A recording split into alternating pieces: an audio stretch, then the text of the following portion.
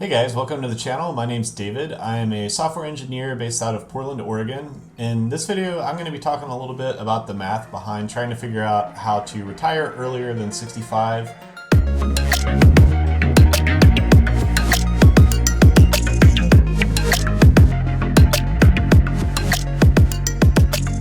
If you haven't watched it, I've previously done a video on how to become a millionaire by the time you retire.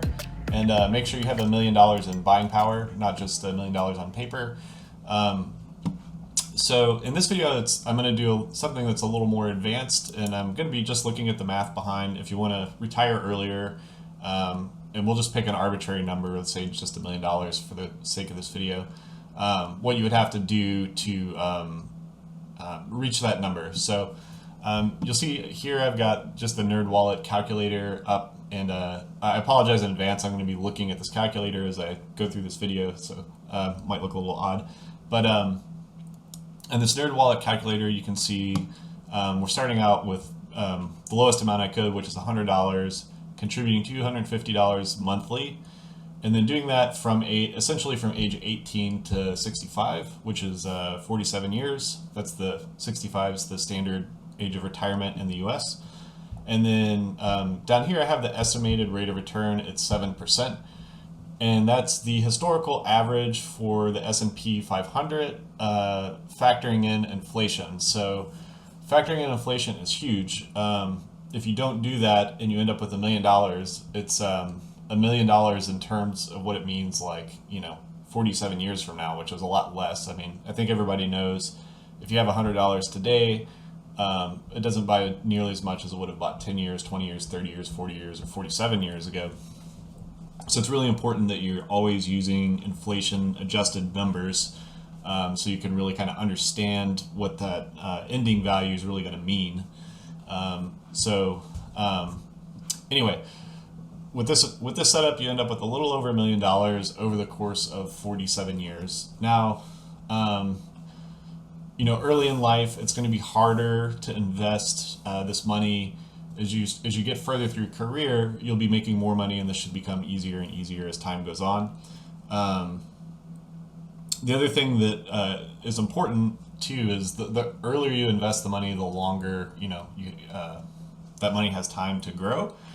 And if you're young, I really encourage you to look to see if your employer has any kind of contribution matching for retirement, because it's essentially free money.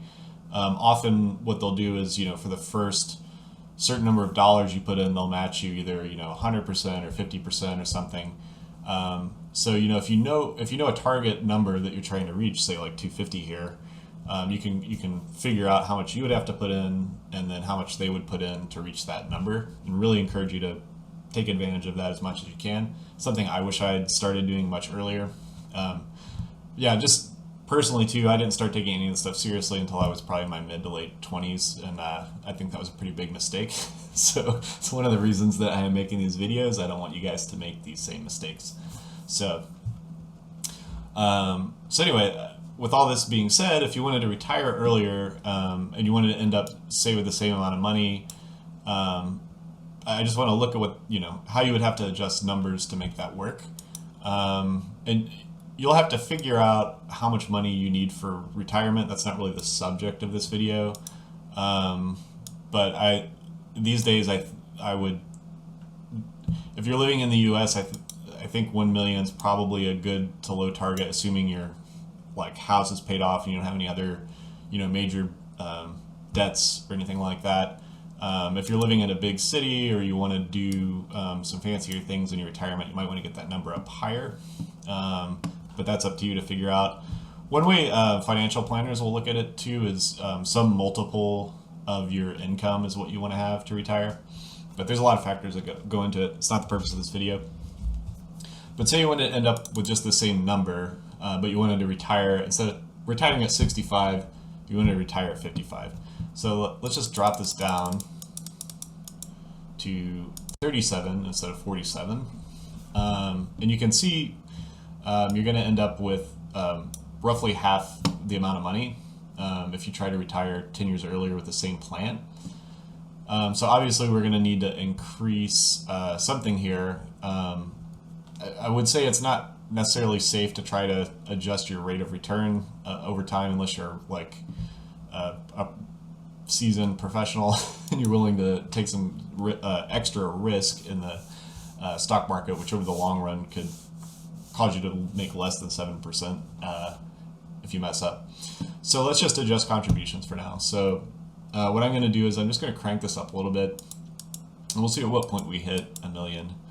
So if you wanted to hit roughly the same number, you can see here you would need to basically double what you were putting in each month. And one way to think about this too, instead of monthly, is like try to think about it however you receive your money. So like most people get paid roughly every 2 weeks. So this might mean investing $250 out of each of your paychecks. And again, look for that employer match, because then that can even lower how much you need to invest to do that. So that seemed pretty straightforward. We needed to double what we ended up with, so we just doubled our contribution. Now the math isn't always going to work out that way, and I'll show you that here in a second. So we're going to lower this another 10 years. So say you wanted to retire by the time you were 45, you were going to be really aggressive. So now you can see, even with that $500 a month contribution, we're going to only end up with $482,000 by the time we want to retire here. So let's just crank this number up and see, what we would have to do to get back to that same level. So here, let's try to get it almost to the exact same. So they're about 1.1 million. So at this point, you would have to contribute, 1,150 starting, and this is also assuming you're starting in to do this from age 18. So you can see the earlier you want to retire, you have to get pretty aggressive pretty early with what you're retiring. And you may have trouble doing it in some of those earlier years too. So it may mean as you're getting closer to your target retirement date, you're investing more and more and more gradually. So you may start off only investing $500 or $600 a month, and by the time you're getting up towards retirement, you might be investing closer to $1,500 or $2,000 a month. So yeah, I just wanted to give you kind of a framework for thinking about what you would need if you wanted to retire early. And when I say retire early, I don't necessarily mean you just quit working altogether and just read books and garden for the rest of your life. One of the reasons that I am interested in the subject is just because it's really more about having the financial freedom to do what you want and having choices.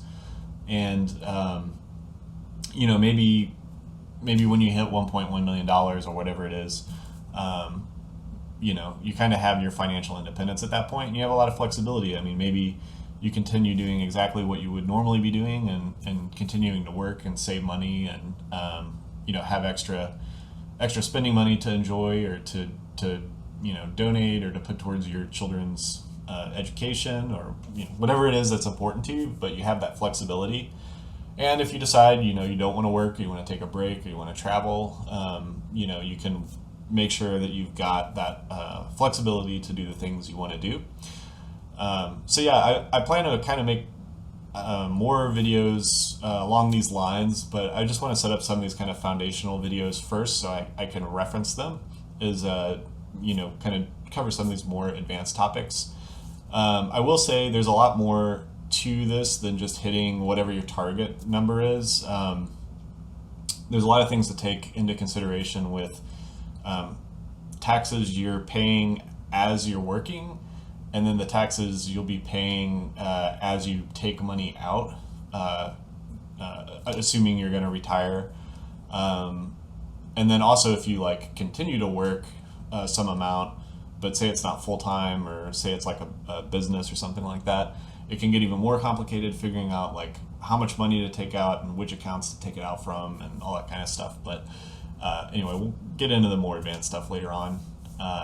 But one last thing I'll point out here too is, just because I didn't mention it at the beginning, is you can see the power here in this, in investing this way, is that these little amounts you're making from interest don't look like a lot at the beginning, but the power of the compounding is that each month or each year, that you're earning interest on this, you're earning interest on the principal that you put in, but also all of the interest that you earned previously. So that's a compounding part, because any interest that you earn, you're going to continue to earn interest on that interest as time goes on.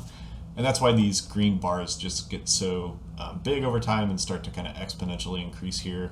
Like you can see the principal is just a straight line, but the interest is curving up over time. And the cool thing is, if you do hit this goal after you've worked for 27 years, so say from 18 to what would that be? 45.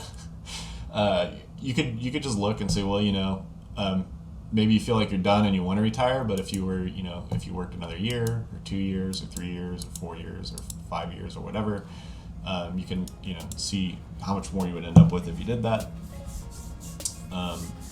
So yeah, anyway, I think that's going to be it for this video, but like I said, I'll be making some more videos along these lines in the future. So yeah, thanks for watching. Hope you have a great day, and I will see you in the next one.